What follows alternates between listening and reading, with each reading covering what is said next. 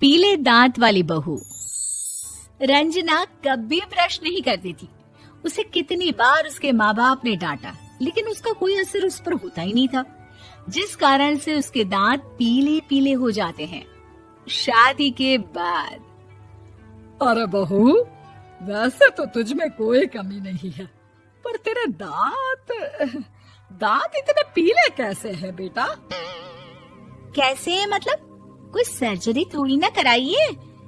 वो तो क्या नाम, मैं ब्रश नहीं करती थी तो पीले हो गए। अब क्या करूं? आप कहें तो लाल करवा लूं या फिर काले? यार ये क्या है, क्यों माँ से लड़ रही हो? लड़ रही हूँ? अरे मैं लड़ रही हूँ या ये बोल रही है कि दांत पीले हैं, पीले। अरे तपस्या थोड़ी ना की है इन्हें पीले करने के लिए।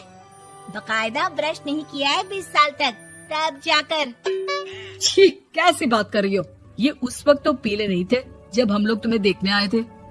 अरे तब साफ करवा लिया होगा डेंटिस्ट के पास जाकर।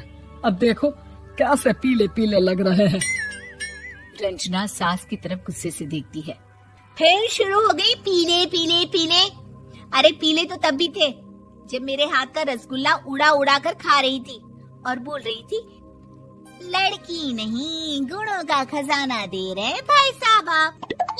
खैर, अब वो लोग करते भी तो क्या करते, पीले दांत वाली बहू पल्ले पड़ी थी तो झेलना तो था ही।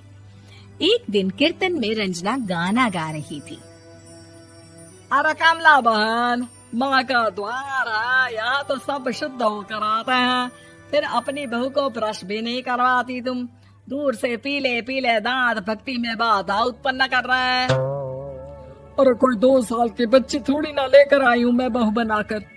अच्छी खासी लड़की है, अरे कैसे करवाऊं ब्रश? ये तो उसे खुद करना चाहिए ना। अब माँ बाप तो इसके जैसे तैसे निपटा दिए, ये नहीं सोचा कि सास कैसे संभालेगी। सास बहू को लेकर घर आ जाती है, लेकिन सोच लेती है कि अब इसे लेकर कहीं नहीं जाएगी। अगले रोज बहू कहती है, अरे क्या हो गया, मंदिर नहीं जाना क्या? कीर्तन का वक्त हो रहा है। मेरी मधुर वाणी से कान्हा जी जागते हैं और सोते हैं। आप तो जानती है ना उनकी भक्ति में कितना मन लगता है मेरा। वो क्या है ना, तबीयत ठीक नहीं लग रही है मेरी, आराम करूंगी मैं। तबीयत ठीक नहीं लग रही?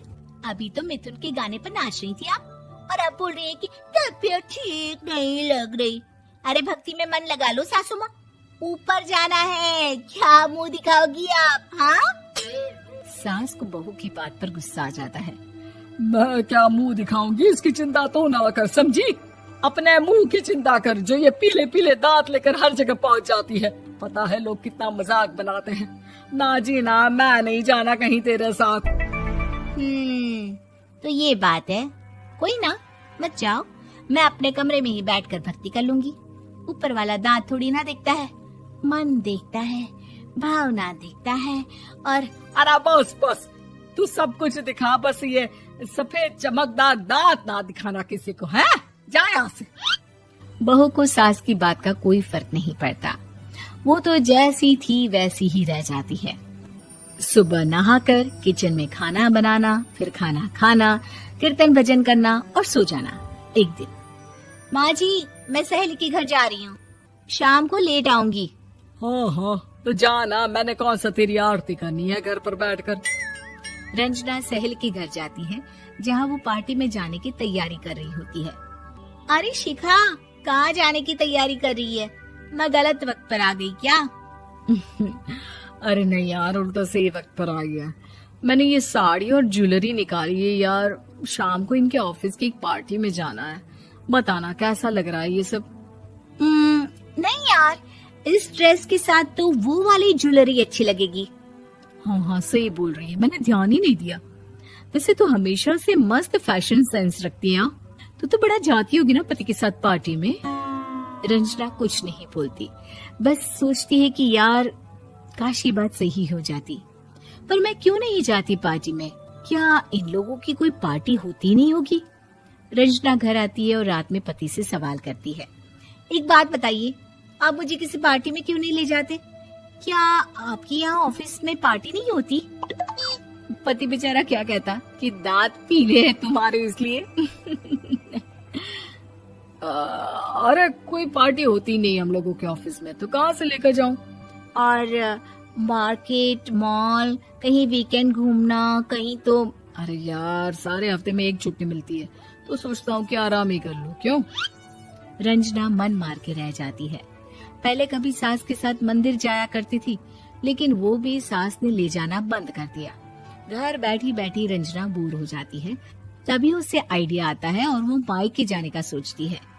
सासू माँ, 2 दिनों के लिए मम्मी के घर जा रही हूँ। अच्छा ठीक है, आराम से जा। और हाँ, माँ से कुछ अच्छी आदत सीख कर आना कि कैसे शरीर के हर भाग की तरह दांतों की सफाई भी जरूरी होती है, समझी? शुरू हो गई ना आप। वो लोग आपकी तरह नहीं है कि छोटी छोटी बात का बतंगड़ बना दे। उन लोगों के लिए मैं मायने रखती हूँ, ना कि मेरे पीले पीले दांत। रंजना माँ को बिना बताए उन लोगों को सरप्राइज देती है, लेकिन जैसे ही वो दरवाजे पर पहुँचती है, अंदर देखती है कि घर वाले कहीं जा रहे होते हैं। अब माँ, काश रंजना दीदी के दांतों वाली प्रॉब्लम नहीं होती, तो वो भी हम लोगों के साथ चलती ना बुआ जी की बेटी की शादी में। हाँ बेटा, लेकिन अब उसे कौन समझाए कि उसको उसके पीले दांत नहीं दिखते, लेकिन उसके आसपास के लोगों को कितना एम्बैरेसिंग फील कराते हैं।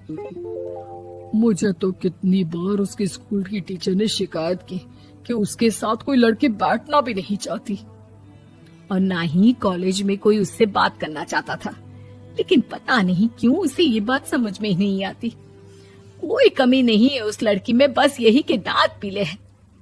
वो तो भला हो जीजा जी और उनकी माँ का, जो दीदी को जैसी है वैसे ही रखा हुआ है।